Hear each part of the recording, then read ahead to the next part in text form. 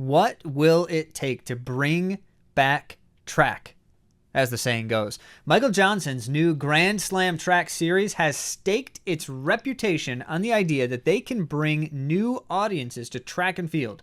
The recipe? Money and fame, apparently. But more importantly, the first installment of Grand Slam has come and gone, and we get to tell you all about it.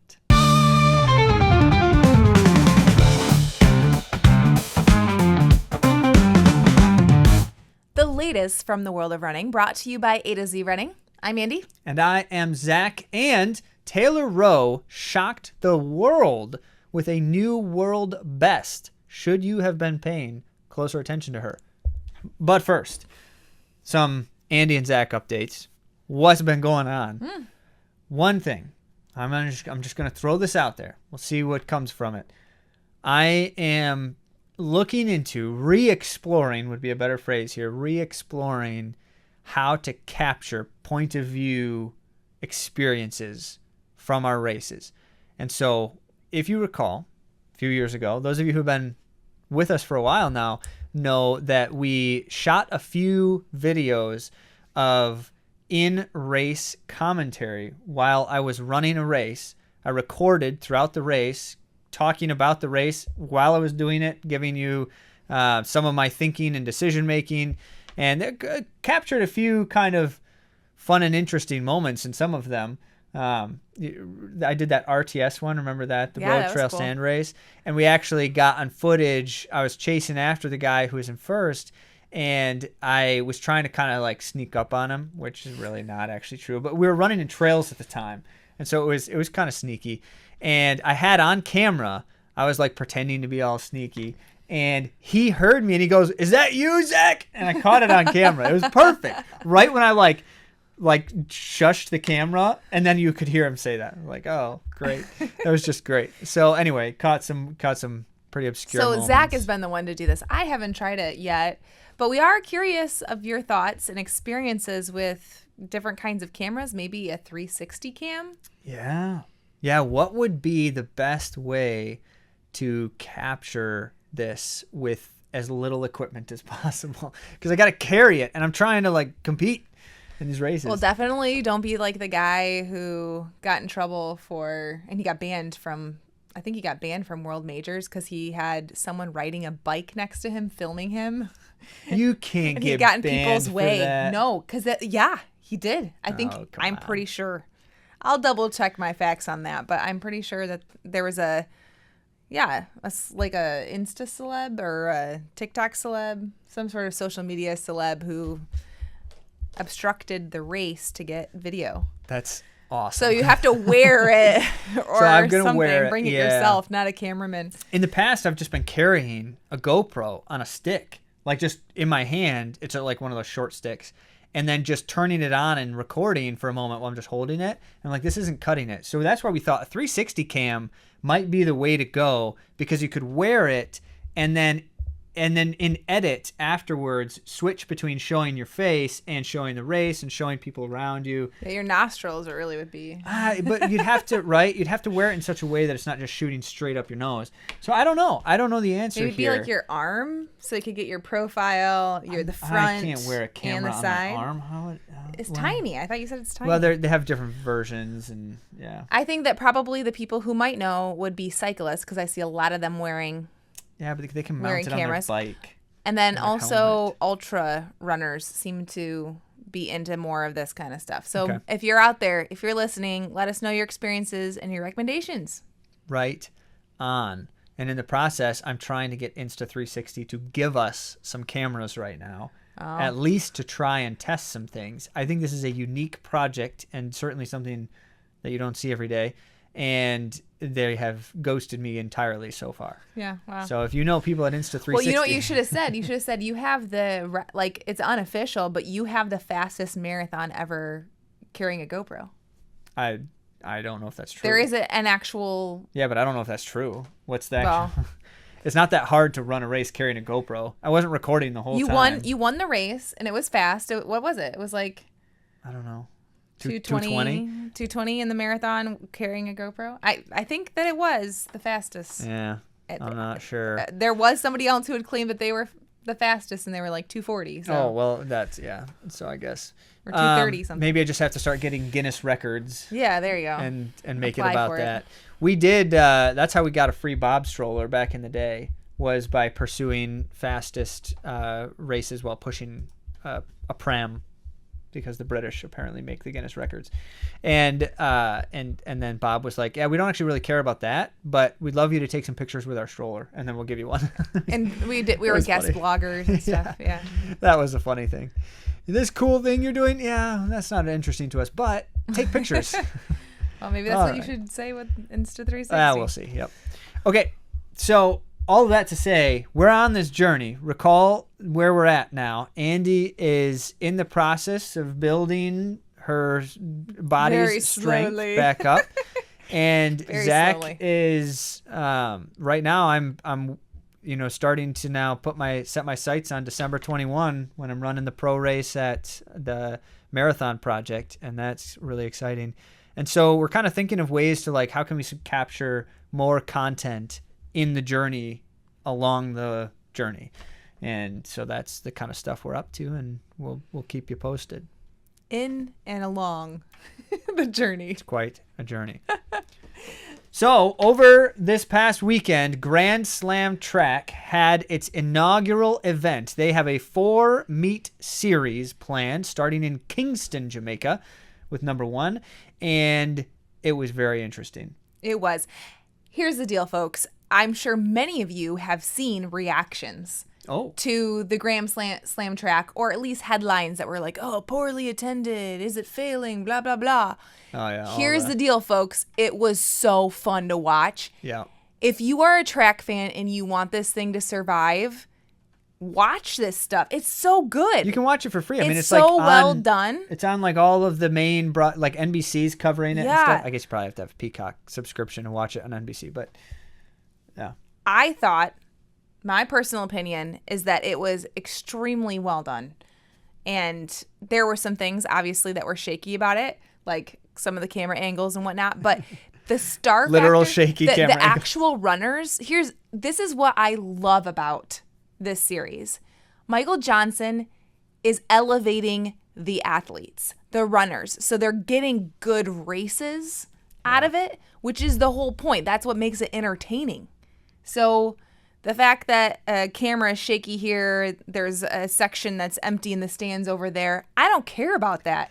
It's good racing, and it will bring people with time, and hopefully all of you will get a chance to watch it too, and you can see what you think. If it's something that you want to start watching and following along, I'm going to guess if you listen to this segment that you would like it. Yep. No doubt about it. It's awesome. So let's tell you what it is. What is the it? Because it is unique, and we just really enjoyed it. So Michael Johnson started Grand Slam Track with the express purpose of bringing new audiences to track and field, revitalizing the following of track. Now, I say track and field, but he doesn't care about field because there aren't any field events. It's only running events. And everyone's like, what? You're trying to bring new audiences to track? It would be very difficult, yeah, I think, financially to include more. And that's actually one of the things, right? Mm-hmm. You're going to tell them in a moment. Oh, yeah. But they've reduced the amount of athletes getting the best, but they have to run more than one event. Yeah, so it's a very unique experience because we're not just talking about a regular track and field meet. And this is part of his vision, is to do something different.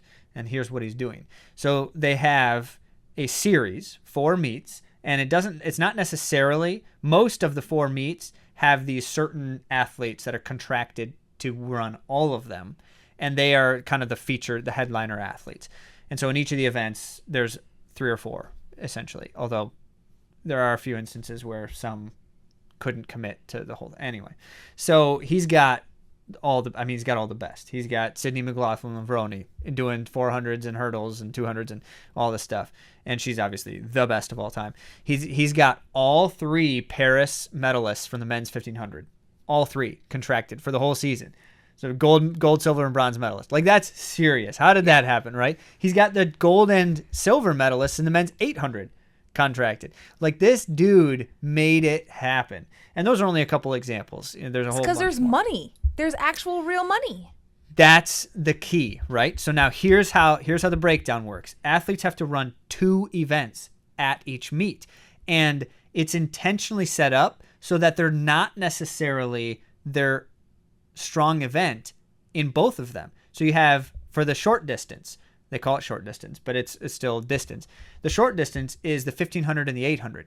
And so they have half of the runners essentially are 1500 meter top tier athletes, and half of them are 800 meter top tier athletes, but they all have to run both against each other. Isn't that cool? And so then you get this sense of like, well, I know this person's probably going to win the 800, but they might be terrible in the 1500. So what's going to happen? Because your prize at the end is based on your combined points from both events. Mm-hmm. So you get, like, if you win, you get 12 points. If you get second, you get 8 points. If you get third, things like that, right?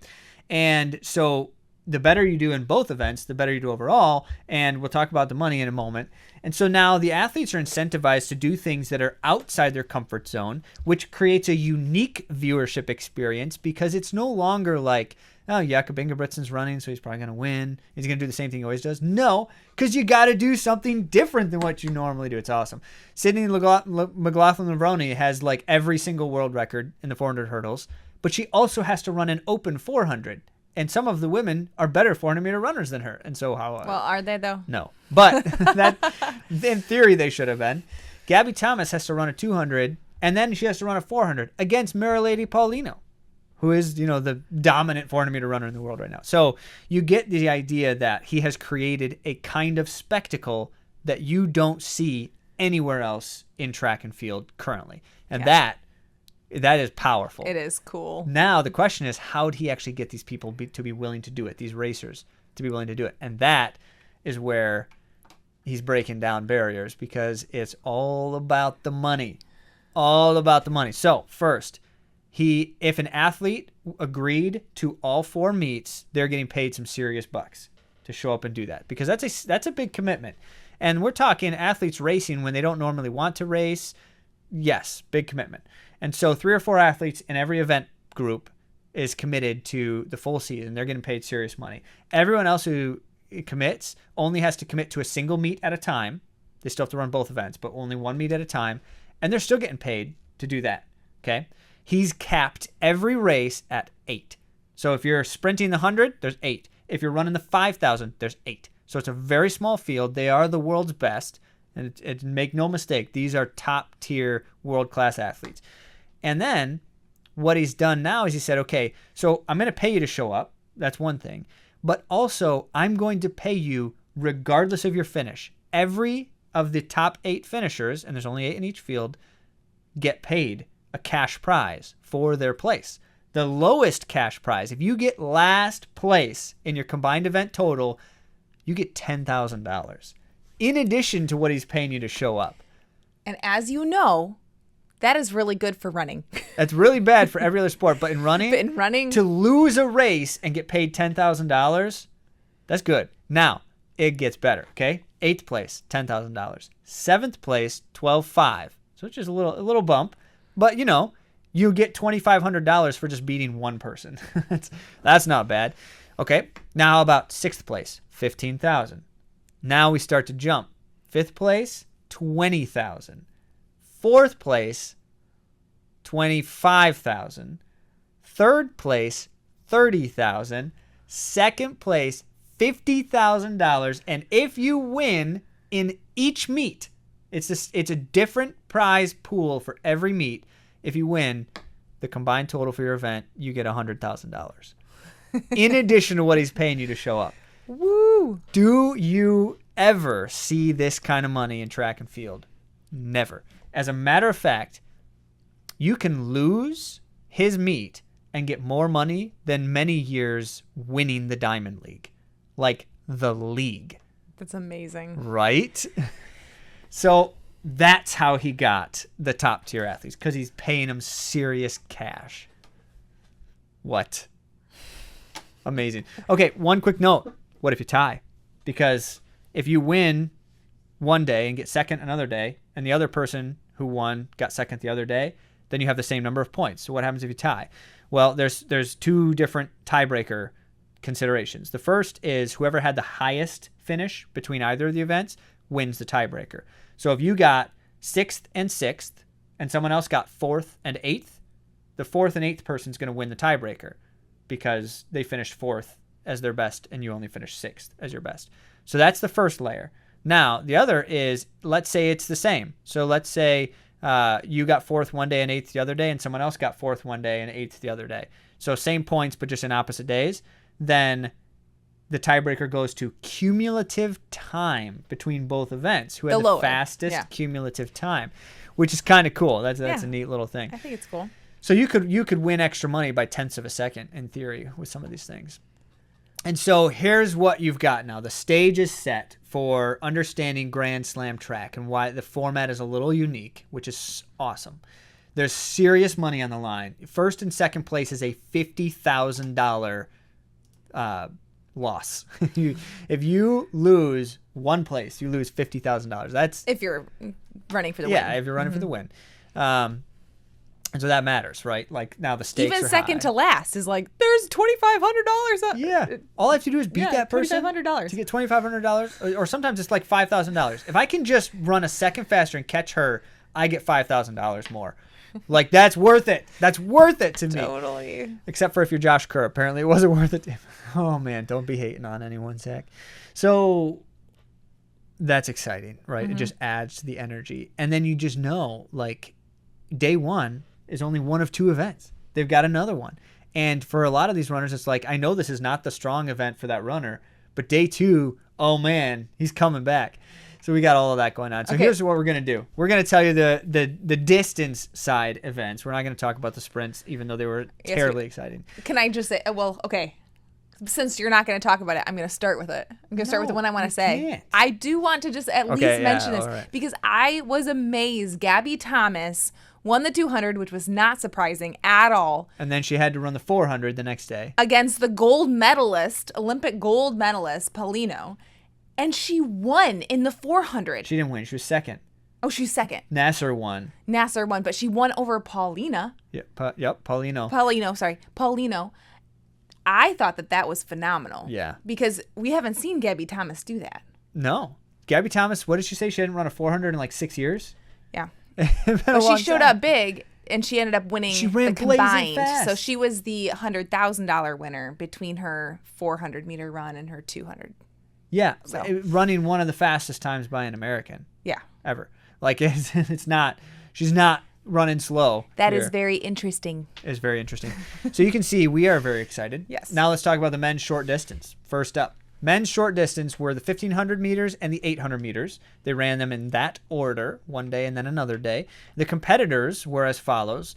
I mentioned you have the contracted people for the series, and then you have the others.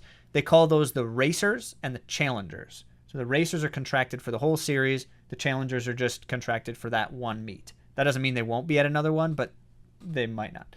So the racers for the men's short distance are Marco Arap, gold medalist from Paris. Yared Nuguse, bronze medalist in the 1,500. Sorry, Marco Arap, gold medalist in the 800. Yared Nuguse, you know him, bronze medalist. Josh Kerr, silver medalist from Paris in the 1,500. Cole Hawker, gold medalist from Paris in the 1,500. So all of them. Then you've got the challengers. Neil Gorley, Great Britain, phenomenal athlete. Emmanuel Wanyonyi, fastest 800-meter runner since David Rudisha, and the silver medalist from Paris. You've got Bryce Hoppel from the United States, 4th in the Paris Olympics, and U.S. record holder. You've got Mohamed Atoui from Spain, who you could say is like the least notorious of this field, perhaps, and yet he's still world class. And why do you use the word notorious? You mean famous? Famous, yes, thank you. They're not bad notoriety. guys. No. Well, notorious doesn't necessarily mean bad. Okay, so that was your 8 men. Now you get to see what's going to happen here. So we've got the mix of the milers and the 800-meter specialists, and the first event is the 1,500. And so you expect to see those Paris Olympic medalists shine here, right? Or not. And that's what's so exciting. So here's what happens is this is the classic miler conundrum. They don't want to run any faster than they have to because all milers think that they have the best kick. Asked Cole Hawker before the race. He actually literally said, I have the best kick in the world. I'm the fastest.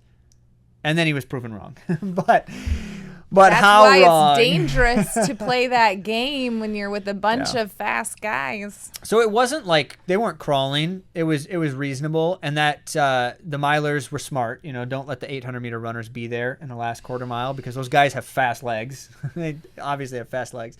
So tire them out a bit, and they tried, but they didn't try too hard. So it was fast, but not crazy fast. So then you get, with the last lap, you get a situation like this where the milers are all in it, and a couple of the 800-meter guys, Arap and Hoppel, were dragging a bit. But Emmanuel Wanyani was right there in the field. And little do these milers know, Emmanuel Wanyani is only an 800-meter specialist because he is so good at the 800. He's also really good at everything else. Like, he's a world cross-country champion at one of the short distances. Like, he's good at everything. Well, they just weren't smart. They left him in the race too long. And with a lap to go, it was clear why. And so they start all this mad dash to the finish, right? Big kicks. These guys are all super fast, and they're just cranking it up and cranking it up. Wanyani's right there, and with 100 meters to go, he basically looks like he's running a 100-meter sprint fresh. He takes off, buries the entire field. He's passing Yared Nuguse, who is in the lead, looks at him, starts throwing his hands up like, come on, guys, get here. Let's go. Let's race this thing. And he's just got energy to spare, energy for days. And Wanyani crushes the hopes and dreams of the world's best milers in his not specialized event. That was a very big surprise to us. Out of all of those really good 1,500-meter runners, it was Wanyani. That's crazy. It was. So your final results for the first event of two is Wanyani with the 12 points that you get from first place, Nuguse with the 8 points for second place, Hocker in third, Gorley in fourth. His kick was special.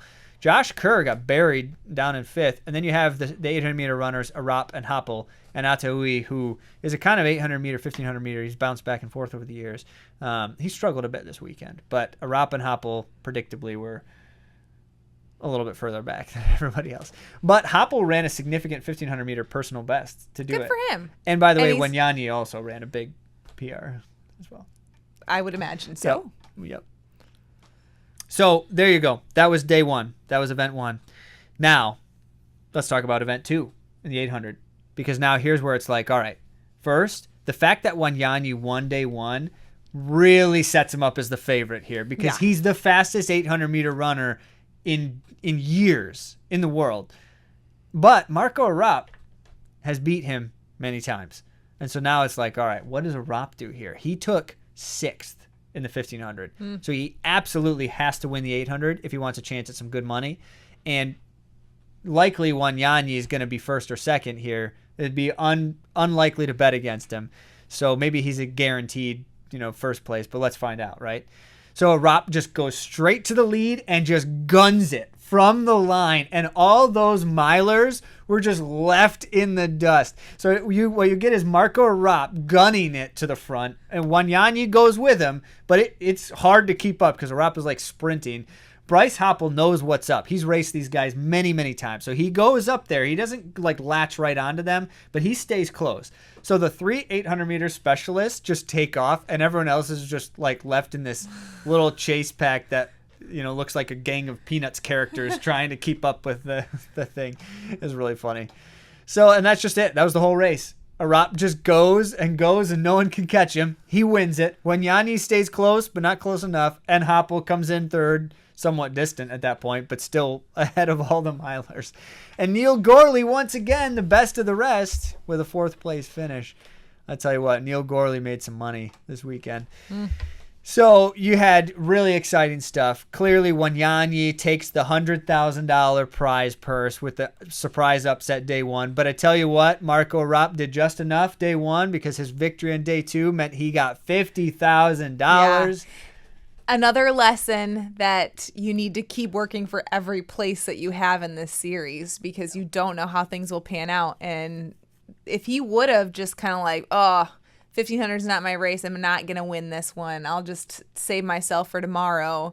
He wouldn't have gotten $50,000. Case in point, he beat Yared Nuguse, who was in third, by 1 point. So if he would have gotten, one place further back, Nuguse might have taken that prize. So Nuguse got $30,000 in third. And then beyond that, we've said the money already. Hocker was in fourth overall. Gorley fifth, because Hocker had a better finish in day one, a significant enough better finish in day one. And then and they tied. So Hocker won a tiebreaker between the two of them. And then Gorley behind Hocker, and then Hoppel, and then Kerr and Atoui. So this is the lesson, right? Atoui did not have a great weekend. But remember, by taking 8th place, he still got $10,000, and he was paid to show up. Like, yeah, I'll go win. I'll go lose races and make $10,000 plus dollars. Absolutely. So good on him. He might not have been in best fitness. He might have been dealing with some stuff, but he still showed up and he still made some money. That's actually what some of these people were saying in their post-race interviews. Like, I'm surprised I was able to do as well as I did at this time of year. Like, that's the fastest I've ever run in April. Yep. Interesting.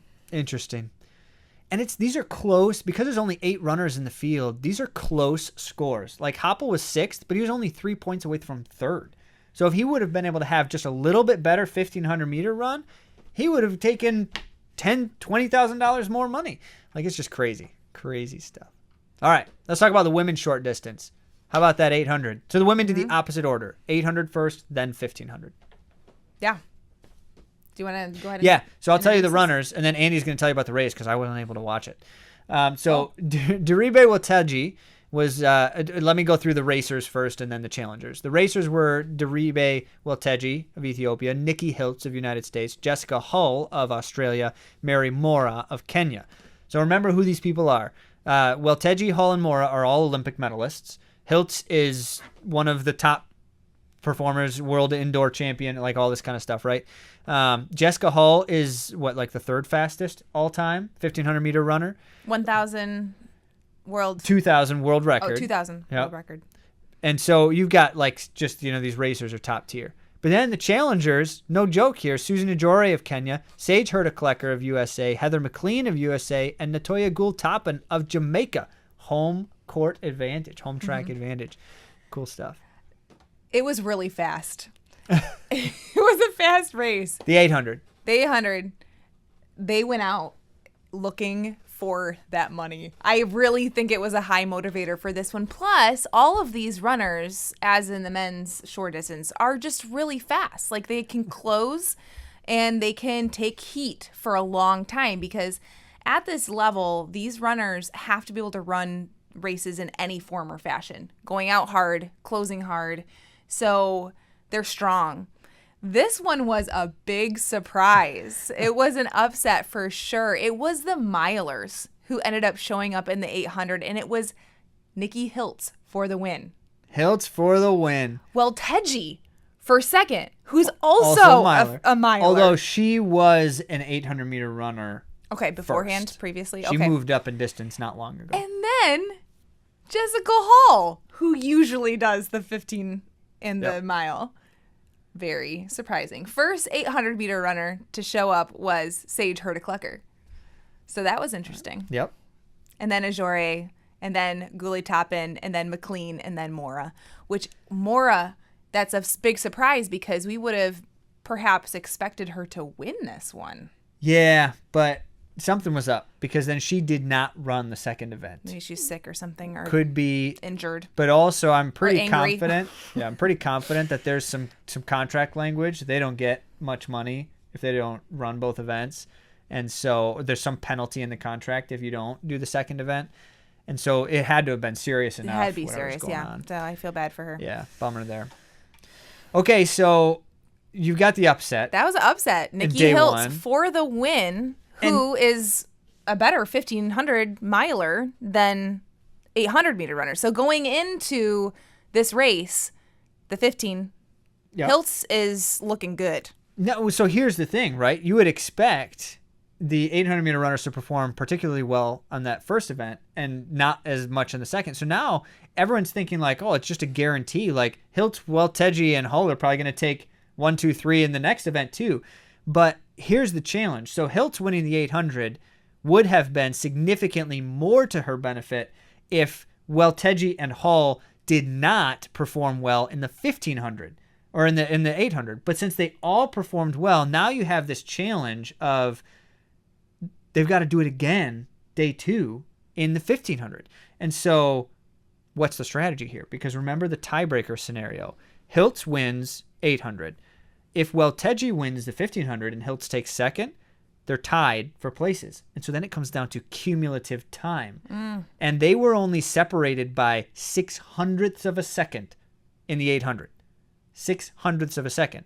So whoever wins in the 1500 wants to try to win by as much as time as possible to really guarantee a chance for a victory here. So that fast times are incentivized, which is also good on Michael Johnson, because I think that creates for a dynamic race experience. You're getting people going out, running hard, running fast. Yes. And that's exactly what Welteji did. So she, from the gun, clearly knew what she needed to do. She makes it a fast race, and I mean, just really nobody else quite had the guns day 2 that she did to follow. And so Welteji kind of ran away from the field, pulled off a significant victory, and you could say from her perspective, she didn't know for sure if it was guaranteeing her the overall prize, except who finished second, right? That was the big question. Who finishes second is going to matter here. And it was Susan Ajore with a kind of surprise, strong finish to take second, and Hiltz ended up third. And so that guarantees Welteji takes the overall prize. And then how are the places going to fall after that? It was Hull in 4th. It was McLean in 5th. Herta Klecker 6th. Gould-Toppin in 7th. So then your final standings. Welteji, $100,000. Hiltz, $50,000. Ajore takes 3rd for $30K. And then it was Hull. Herta Klecker, not a bad payday, right? What's the place? $20,000 for Sage Herta Klecker. Not bad. Not bad. McLean, and then Gould-Toppin. And so again, you go back to Gould-Toppin clearly didn't have the day. She didn't have her greatest performances here. But she made $12,500 in prize money. Yeah. And so that's awesome. That's great. It's exciting. All right. Men's long distance. Next up. So things were kind of crazy here. And this is where you're going to see some of the headlines where people were a little bit upset about some of these results. We'll tell you why when we get to the second event. So they do the 5,000 and the 3,000 for long distance. And now we don't get quite as cool of a specialists against other specialists, because all the world-class distance runners run great in the 3,000 and the 5,000. It's just a fact of the matter. And so the field were as follows. The racers were Grant Fisher, Hagos Gebrewet, Ronald Kwemwoy of Kenya. All of them world medalists. All of them some of the fastest of all time. Hagos Gebrewet, namely, is the number 2 fastest 5,000-meter runner ever. He would have broken the world record if not for someone else doing it. And so you've got that. Grant Fisher, obviously, world indoor record and U.S. records. And Ronald Kwemwoy, world medalist from Kenya. And then the challengers, Cooper Teare, Telehun Bekele of Ethiopia. Cooper Teare of United States. Dylan Jacobs of USA. Thierry Ndikamunayo. I never remember where he's from. Thailand? Burundi? I don't remember where he's from. And then Charles Philibert Thibiteau, who's Canadian. And so now we get, all right, what's going to happen? What's the strategy here? And first race is 5,000, and then 2 days later they got to run a 3,000. Well, what'd they do? They jogged. I just thought it was so funny because Matthew Centrowitz was one of the race commentators, and he was like, I should have been in that race. I can run that fast. He's retired. He's retired. So he was making jokes. But even then, he was never a 5,000 meter guy. He was a middle distance guy, and he was like, I could have hung with them. I could hang. Yeah, the winning time was 14:39, which is, I think someone actually said they're like, the U.S. high school boys championship is faster than that. Yeah, it is. It's a lot faster than that. So everyone, this is how it goes though, right? Everyone's like, oh yeah, I could have done that. But here's what you couldn't do. But you couldn't run a 51-second final lap. Right. In that. Right. But maybe Matthew Centrowitz, but yeah. He could have, yes, because he was a world-class kicker. Cole Hocker was watching that race thinking, I wish I would have been in that group. I would have had a much better chance. He's very good at the 5,000. He is, because he has a great kick, and he also can run sub 13. He's done really well, yeah. Yep. So that is true. Well, no one wanted to do any work. No. And no one had to, because no one did. So what happens is you get this clump of 8 guys for 4,600 meters, and then with 400 meters to go, they just all start sprinting at the same time. Like, there's no, like, one person. It's just like this agreed upon thing. Let's just all wait until the last lap, and then we'll just take off and see what happens. And that's what they did. Yep. And we know 2 things. First, we know that Grant Fisher's kick right now is the best it's ever been. Yeah. He's winning Olympic medals. He's breaking world records indoors. He's beating Cole Hocker in a kick, which Cole Hocker claims nobody can do, except all the people who do. And we know Grant Fisher believes that he is the best kicker in this race. But with a lap to go, the dude is trapped. He's like in the middle of the pack. We were like, no. Totally Grant surrounded. Fisher. Right? And so people are starting to go. And you've got the likes of, is it Hagos Gebrawet, who's got a nasty kick, and he's super duper fast. But then you've got like Cooper Tier is a known kicker. He's not the fastest guy, which is why he doesn't win races. But he's got a savage kick as well. And so these guys are taking off up ahead, and Grant Fisher can't get out. He's stuck. But you know what? The dude is cool under pressure, never cracks. And with about 250 meters to go, he gets out. And they weren't that far ahead because the whole clump was sprinting at the same time. And I tell you what, his last 200, he must have run 25 seconds for that last 200. The dude just blazes. Tearing. Storms to the front. Nobody can stay with him. Well, but Cooper Tier gave him a run for his money. I was about to say that. He was close, but close is not the same. That was probably the best case scenario for Cooper Tier, except that Grant Fisher was able to outkick him in the end, because Cooper Tier has a really great kick. He's always been known for that. And until this year, you might have thought that he would get Grant Fisher. But Grant Fisher has really evolved in this last year, and he's talked about openly how he's been working on being able to close faster. Yeah. 2 years ago, Cooper Tier wins that race every time. This year, no one beats Grant Fisher. So what's crazy, though, Grant Fisher winning the race was not that crazy. What's crazy is it was a USA sweep. It was Fisher, Tier, and then Dylan Jacobs in third, who also had a savage kick. Shout out to Dathan and the crew over at On Athletics Club. They're doing some good work with Dylan Jacobs. And Jacobs ends up just crushing it to finish third. And some of the significant favorites were just nowhere to be seen. That lap was so savage, it exposed some weak areas in some and some strong areas in others. And now, going into day 2, or going into race 2 on day 3, it is a big question mark. What's going to happen here? Because you got Fisher, Tier, Jacobs, first, second, third. Gebrawet was fourth. That's important. And then Quemoy. And then Inika Munayo, Bekele, and Philibert Thurbitel. And so now, with a 3,000 meter up ahead of them, it changes the game. Because you do not want that same scenario over again if you're anyone except Fisher and Tier. And maybe Jacobs. So what do in the 3,000? They pivoted to running fast. Yeah, particularly they being Gebrawet, Bekele, well, just Gebrawet and Bekele. Quemoy kind of did, but then didn't. Tried. He started to, but I think he decided, I'm not going to do that. Okay. Because he immediately kind of drifted back. But so it was Gebrawet and Bekele who just, from the gun, they just go. And they had to. It was smart for them to do that. Because here's what you've got. Bekele was 7th, day 1. So if he gets first or second, day 2, he still has a very good chance at serious prize money. But he's got to be first or second. Technically, day 3. Yeah, thank you. Yeah. Race 1, race 2.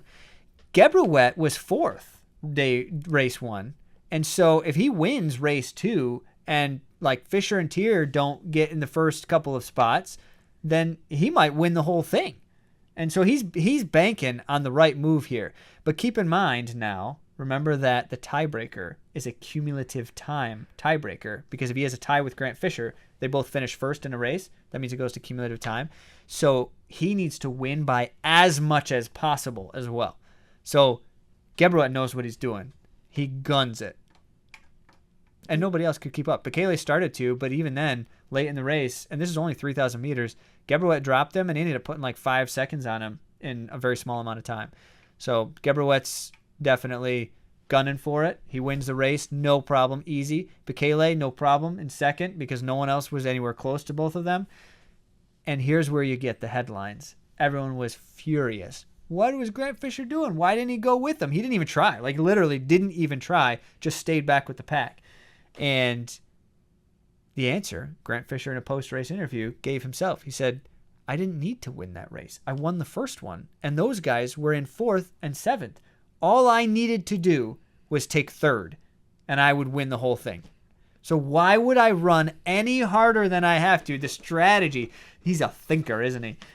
Well, he said he was doing math while he was in the race trying to figure it out. But it was a big group. It was like a second race. It was. It was the race. And he ran with that second race and then ended up kicking like he does with that second race group and got his 3rd place. The second race was exactly the same as the first, except for he had a couple of other guys out in front doing their own thing. But the rest of the group just ran real slow and then kicked to the last lap. And I don't know, they didn't learn any lessons because Grant Fisher is better at that than everybody else right now.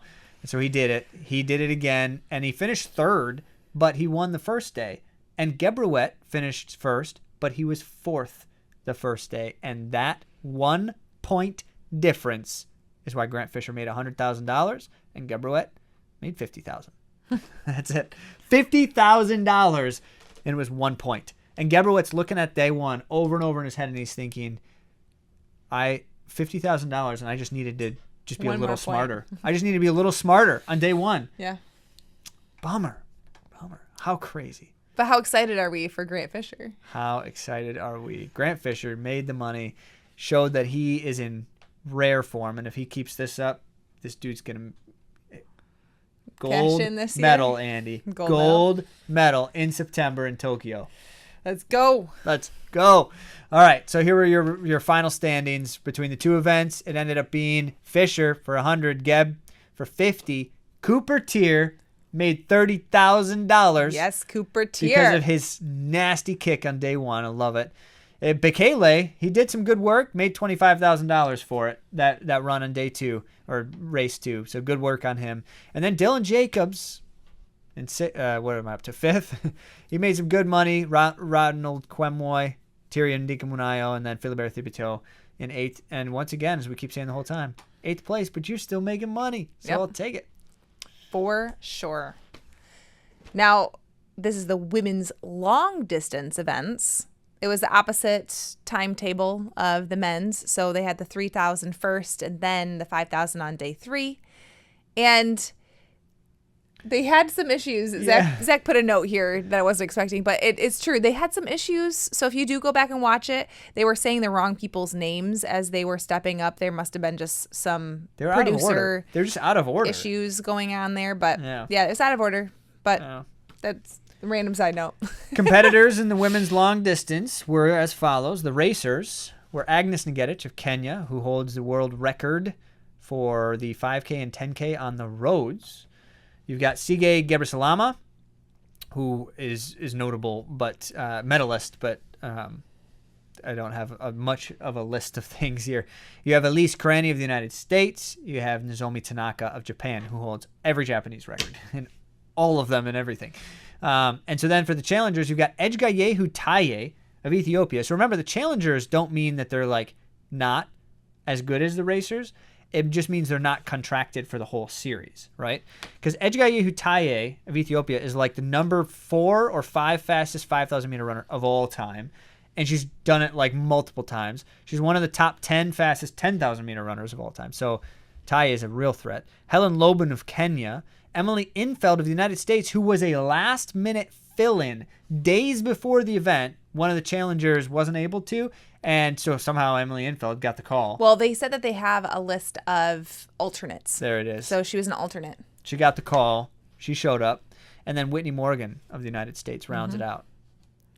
The first race, the 3,000, was a pretty normal race. There was nothing crazy going on, but it was like they were running fast. Ngetic likes running fast, so I guess it's kind of not a surprise that it went out that way. And Taye is always game. She's just like got to be there, always in the midst of it. Always race in the front. Always in the front. Not always like leading it, but always there. And then besides the two of them, you know, after a bit, it didn't take very long. It was just like the two of them out in no man's land. And they ran away from the field, and it ended up staggering out quite a bit behind them. But it was the game between the two of them. Yeah. And Taye did not want to pass Nagedich, it seemed like. Right. Taye just wanted to sit behind, but I did hear that it was windy in Jamaica during this It was, especially event. the next event, but it was, yeah. Yeah, day 3 was the most windy, but I think it was hot, humid, and windy like the whole time that they were there. Yeah. So Taye just didn't want to take it. Well, and that's the strategy, right? Nagedich took it out, and so why should Taye pass her? She doesn't have to pass her. She can just sit behind her. Yeah. Let her take the win. But what happened, maybe I am thinking of the 5,000 when they like just kept slowing down because she wouldn't. There was some of that. Was that in this race or the I other don't race? recall which race. It anyway, might have been but both. It might have been in both. But what happened is like it kept slowing down because Nagedich didn't want to lead it anymore, and so they just kept slowing down because Taye wouldn't pass her. Slowing down, but then they would speed back up, and they were still still going really fast and way out in front. Kind of like a yo-yo game. Yeah. So day 1 or race 1 results then ended up being in the final 200. Taye just out-sprinted Nagedich, which is not surprising because she has a great finish. Gebrselassie was in 3rd, Lobin in 4th, Whitney Morgan in 5th, then Cranny, Tanaka, and Infeld. Yeah, we didn't was way behind. We didn't see much of the latter part of the race. We really only saw Taye, Nagedich, and Gebrselassie. And Gebrselassie was like running by herself the entire race. And then it was like the group of the rest of them, but we didn't see that part of the race because it was focused up on front. Yeah. That is a tough way to run a race. Yeah. By yourself. So props to Gebrselassie for that. Yeah, she went with Taye and Nagedich and Taye at first, long. But just didn't hang on for very long. And then she just kind of was in no man's land. And having to work hard. She was pushing. Yeah. Yeah. Because you got to make some money. Now, it is a question of whether Infeld was just like not quite ready to race yet because she was so far behind and she ran quite a bit slower than you would expect her to. But remember the moral of the story here, right? 2 events, so you have an opportunity to salvage it, but also you're making good money whether or not if you lose the race. Pride aside and get that check. So just show up, and then race 2, see what happens, right? Mm-hmm. So that's what they do. Second race is now the 5,000. It's also in the middle of the day instead of the evening, so the hottest part of the day, and it was the windiest day of the whole thing. But how did it play out? The same way. That's why I got confused. I don't know which one they were doing that slow down thing with Taye, but Taye did end up taking it and putting a little bit of space on Nagedich. Nagedich wanted to make it fast again. Taye was game, but Taye didn't wait very long before she started putting some pressure on, and then she took over. Yeah.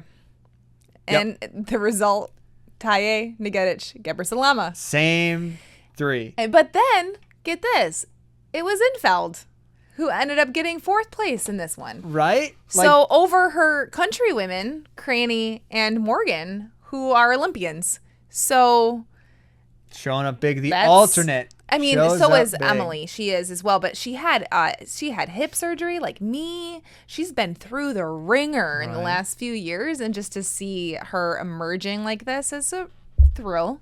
Yeah. So Emily Infeld finished 4th in the 5,000, and then Lobin, Cranny, Tanaka, and Morgan, which gives you your final standings. Taye makes the big money, 100,000. Nagedich, 2nd place for 50. Gebrselassie takes home 30K. Lobin in 4th, and Emily Infeld 4 days before this was not going to do anything this weekend, and now she's making $20,000. Woo! Like no problem. Oh, Emily. Cranny, Morgan, and Tanaka rounding it out. Good stuff all around. So all that to say, gotta watch that Grand Slam track. So cool. It's so much awesome. fun. And we only shared with you half of the events.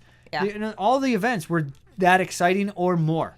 Kung Fu Kenny was out there blasting it. I mean, let's talk about Sasha Joye, who won the sprint hurdle combo despite being like 21 years old, make $100,000 when he's 22 years old or whatever he is. This stuff is good. This is what we've been wanting, and it is easy to be a critic, and I feel like the world is a critic. And I don't know why the press hasn't like picked up on how amazing this is. Instead that they're focused on how few fans were in Jamaica. Yeah. Let me tell you, this is good track and field. If you love this sport, and even if you just like excitement, like races, people who are like interested in NASCAR and soapbox racing and all that other stuff, like you will like this. I guarantee it. It was fun. It was a blast.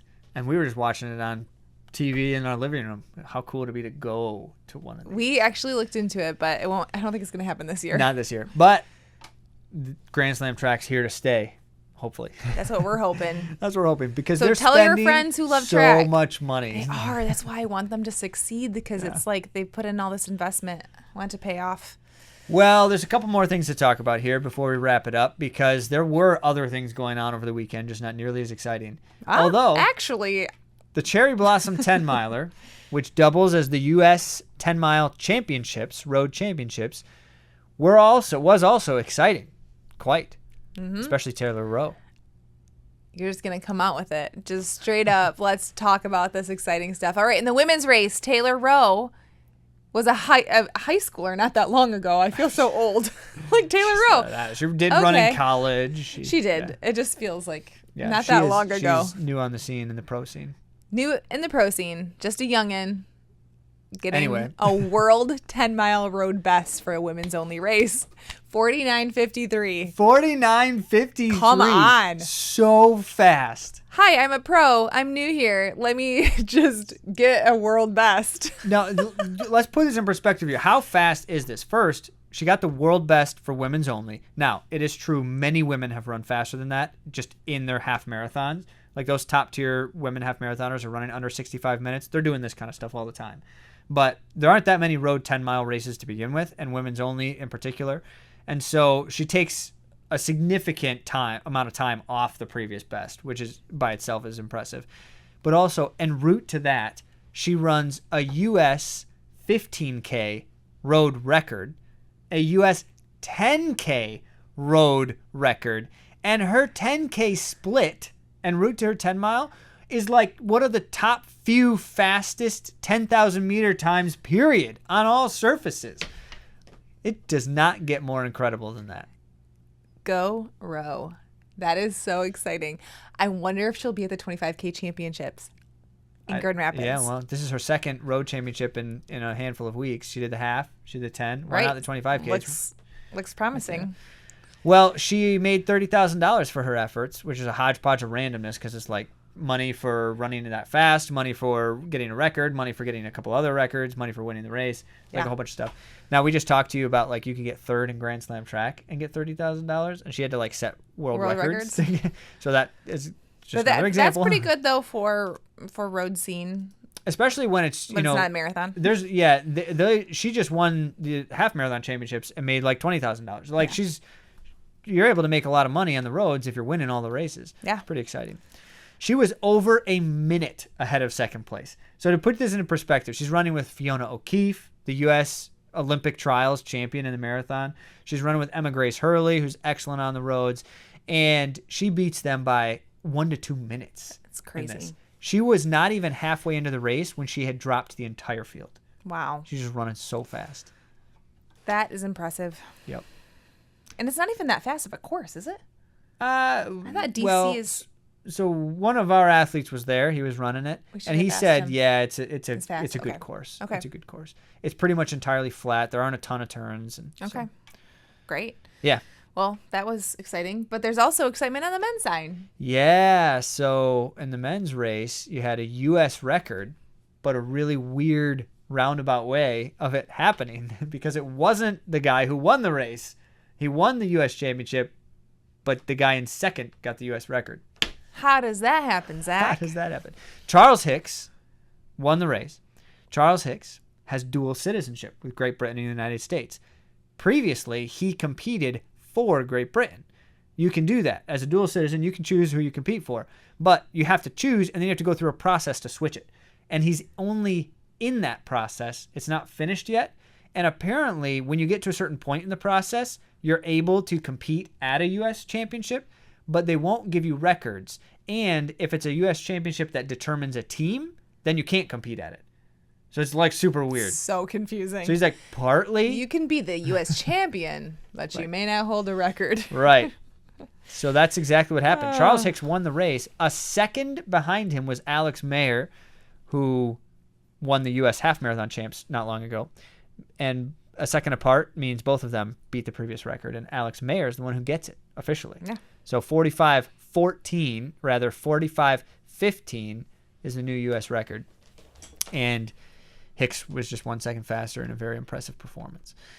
Behind them, by the way, you had a crazy impressive field. B.S. Mbassa, Hillary Bohr, Wesley Kiptoo. All of these guys have won titles. All of these guys have won, some of them won this race and past. And so that the two of them were able to perform at that level in a very strong field was exciting. All right, last up, just a couple quick notes because there's just so many exciting things happening all over the world. The United Kingdom's Sarah Roberts ran a World 75 age group best in the 5K. Anyone want to guess how fast you have to run a 5K as a 75-year-old to be the best in the world? 21:54. That's great. At 75, that's moving. Awesome. I would love to be able to do that at 75. Great Britain's Ines Fitzgerald ran a European under 20 record for 5K in 15:08. Oh, 15:08. That's on the roads. that was exciting, but also somewhat hurt my belly when you said that. 15:08. Yeah. How? So you talk about some fast youngsters these days. There's another one to keep on your radar. Yep. Also, Ethiopia's Fotian Tesfaye ran under 64 minutes in the half marathon, which doesn't say much because she's already done that, except she now is actually the first ever female runner to run under 64 minutes more than once. Oh. So she's got some serious consistency. And you just Fotian have to, Tesfaye? Yep.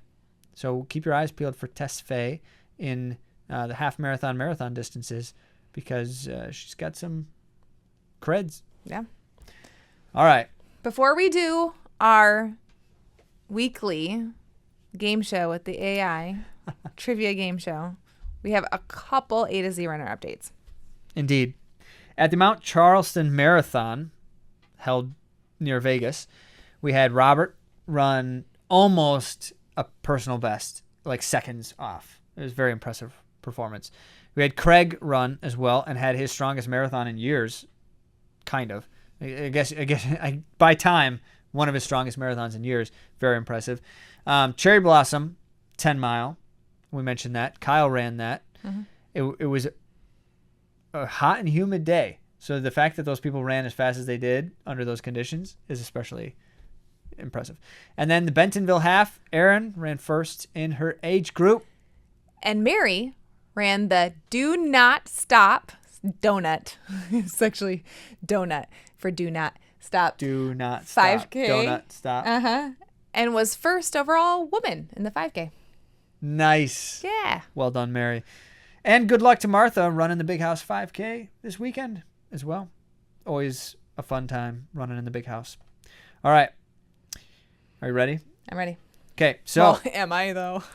we have told you before that we are trying this new segment. It's loads of fun. This is the way we're ending our running news segments now. And so what we've got is the everyone's favorite AI voice. This is the one that ours sounds like. Hey, we're back on with our audience again. Go ahead and say hello to the A to Z Running audience.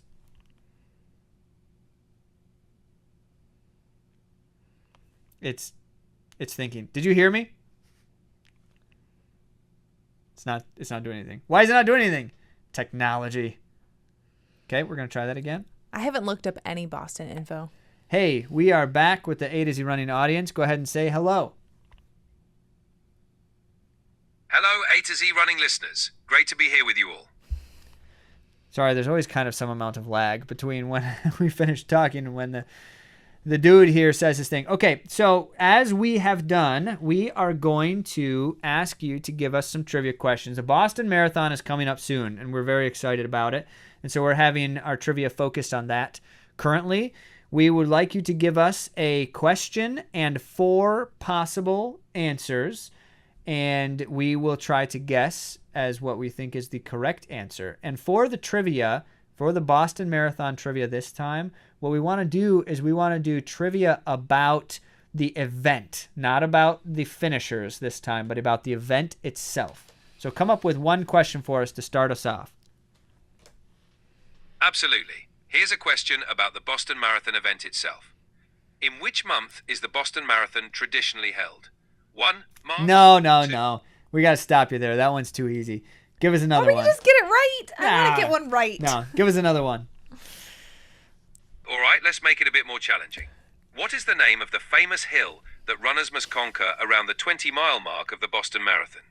1. Heartbreak Hill. 2. Summit Hill. 3. Beacon Hill. 4. Newton Ridge. Excellent. Thank you. On the count of 3, hold up your finger. 1, 2, 3. Oh, we got it. We think it's Heartbreak Hill. You're absolutely right. It's Heartbreak Hill. Great job. All right, listeners. Who got that one right? Remember, you got to play along because you got to find out if you can beat us. So Andy and Zach both now have 2 points. We're keeping all together, guys. We're keeping our all together tally scores every time we do this. And so if you've got more than 2 points listening to these episodes, you're beating us. Okay, go ahead and give us another one. All right, here's another one for you. What iconic feature marks the starting line of the Boston Marathon? 1. A statue of John Hancock. 2. The historic Hopkinton gazebo. 3. The It All Starts Here banner. 4. A replica of the Boston Marathon finish line. What's your guess? On the count of 3, hold up a finger. 1, 2, 3. Oh, okay. So we have split answers here. One of us thinks it is 1. I think that was a statue. And the other one of us thinks it was 3, the banner that says it all starts here. What's the correct answer? The correct answer is 3. The It All Starts Here banner. Nice job to the one who picked that. Thanks. So for our audience's sake here, neither of us have run the Boston Marathon. So that is We've qualified for it, but we have not run it. We have not. We haven't done that yet. One day. We will do that one day. Maybe. And so we actually don't. We've never been on that start line. But I knew there was a banner. I didn't know if this was iconic. I just knew there was a banner because I've just seen pictures of it. So I was like, I don't know if that better memory is than significant. Me. But yeah. All right, go ahead and give us one more, chat. Absolutely. Here's one more. What unique feature distinguishes the Boston Marathon course from many other major marathons? 1. It's a point-to-point course. 2. It starts at midnight. 3. The course is entirely flat. 4. It finishes on a track. All right, count of 3, hold them up. 1, 2, 3. Oh, we got that one. We knew it's a point-to-point course, isn't it? You got it. It is indeed a point-to-point course. Great job. Excellent. Thank you. Go ahead and say goodbye to our audience. Thanks for having me. Goodbye, everyone, and keep on running strong. I love it. Has anyone noticed that that's how he closes? He. It's not a he. It's a computer. That's how chat closes every conversation. Keep running strong. I think that's great. I love it. So what's the score? What's the tally now, Andy? Zach has 4 points. Yeah. And Andy has 3 points. Okay. All right. Well, that's all right. It's all right. It's a 1 point difference. We did better this time. We did. We actually got multiple answers. We would have got the first one right too. Well, yes, but I just couldn't. I just couldn't do that. Which month is the Boston Marathon in? April, because it's April right now. That's why we're talking about it. All right. Well, audience, you got to let us know how you did. We know you're listening to it because we have talked to many of you who have said you have enjoyed some of the new updates to the format. So how did you do? What did you get right? What is your point total? And if you don't know because you haven't listened to other episodes, go back and listen to them. At least skip to the end and listen to this segment so you can keep score with us. Well, we have fun talking about running with you. Remember, we also talk in our main topic about things that runners need to know to help you thrive. We want to thrive as runners, and we think enjoying the sport helps us do that. So keep tuning in. Thanks for being here, and we'll talk to you very soon.